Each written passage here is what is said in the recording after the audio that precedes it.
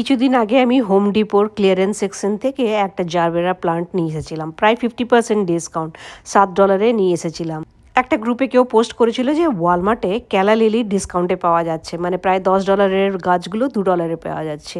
এসে দেখলাম রয়েছে, তো আমি ফটাফট 3টে প্লান্টস উঠিয়ে নিলাম। বাট ওখানে আজ একটা জিনিস দেখে আমি খুব শকড হয়ে গেলাম, এরকম আমি আগে দেখিনি। অনেক জবা গাছ রাখা রয়েছে, হার্ডি, ট্রপিক্যাল, আরও কিছু কিছু গাছ ছিল, সেগুলোতে জল না দিয়ে মানে অলমোস্ট মরেই যাচ্ছে। কিন্তু এমনটা নয় যে ওখানে সব গাছেই জল দিচ্ছে না, মরে যাচ্ছে। যেমন এই জিনিয়াগুলো রাখা রয়েছে, আরও কিছু কিছু ফ্লাওয়ারিং প্লান্টস ছিল, সেগুলো বেশ ভালোই রয়েছে, যেন মনে হচ্ছে ভালোভাবেই জল দিয়ে বাঁচিয়ে রেখেছে।